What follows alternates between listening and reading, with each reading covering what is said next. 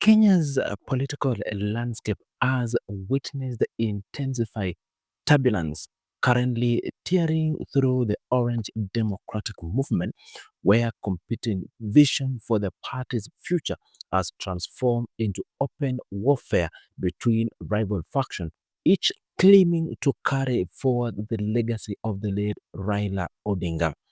Kajiado North Member of Parliament Onesmus Ngongoyo declared on Friday, February 9th, that President William Ruto aimed systematically to dismantle ODM from within, advancing this objective by orchestrating the exclusion of key party figures from critical decision-making forums. President amekuwa na tabia mbaya. Unaita mikutano, uiti viongozi wale ambao wanapangaga kazi. Unapanga tabia mbaya. The legislature specifically identified Nairobi Senator Edwin Sifuna and Embakasi East Member of Parliament Babu Owino as the target in what he characterized as a calculated campaign to prevent their participation in the upcoming National Governing Council meeting.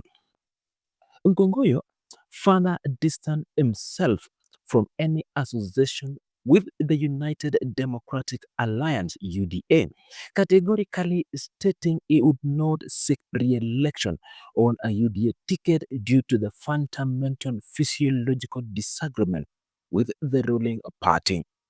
Ruto must kwa sababu aliharibu NHIF.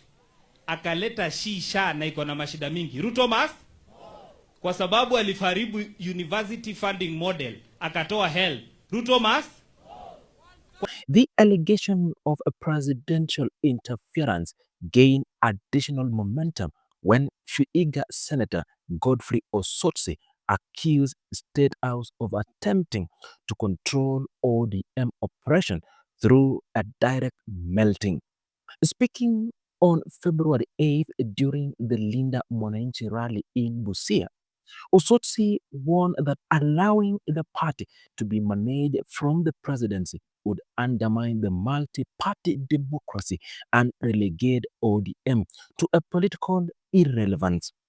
I want to call upon the membership of this party to stand firm and resist the efforts by President William Ruto to hostilely take over this party. The deputy party leader challenged what he described as a unilateral decision by acting party leader Oburu Oginga, particularly the declaration that ODM would not pursue either the presidency or the deputy presidency in the coalition negotiation with UDA. We will not allow him to have his way. And I know that many other leaders are going to join this cause.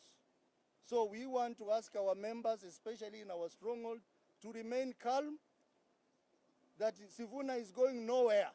President Ruto responded to the mounting opposition within the ODM during a February 8 March rally in Pipeline, Nairobi, dismissing efforts to revive the Azimio coalition without ODM participation is futile. The head of state confidently predicted victory in the 2027 election, arguing that his administration had already defeated Azimio in 2022 when the coalition enjoyed state backing, making any renewed challenge without ODM's organizational strength effectively worthless. Ruto simultaneously defended ongoing cooperation talks between UDA and ODM under the broad-based government framework, positioning the arrangement as necessary for economic stabilization and national unity. In National Treasury Cabinet Secretary John Mbadi intensified calls for disciplinary actions against Secretary General Edwin Sifuna during a February 9th gathering in Suba South, Omabay County.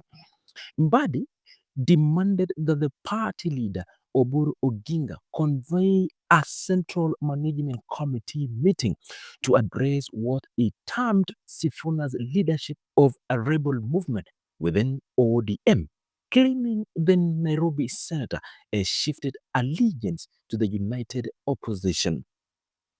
The Treasury Chief dismissed the Linda Mwananchi campaign spearheaded by Edwin Sifuna, Babu Wino, and Governor James Orengo as lacking substantive foundation, insisting that the UDA ODM partnership would continue despite internal resistance.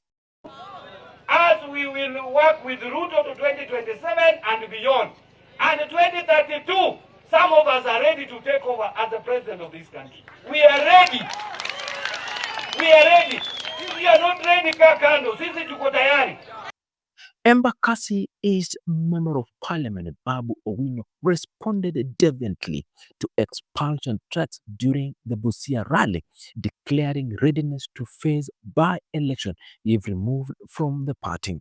The outspoken legislature called on for the National Delegate Convention, suggesting his willingness to assume party leadership while criticizing colleagues who he accused of abandoning Raila Odinga's ideal in pursuit of government position and financial opportunities. Baba stood for fair hearing and trial, and the meeting that took place in Mombasa was an illegal meeting. That was a kangaroo meeting that was set up to remove the current Secretary General of ODM, Edwin Sifuna, from office. No, specifically challenged the implementation record of the 10-point agenda agreed upon between ODM and the government, noting that the March 2026 deadline was approaching without meaningful progress.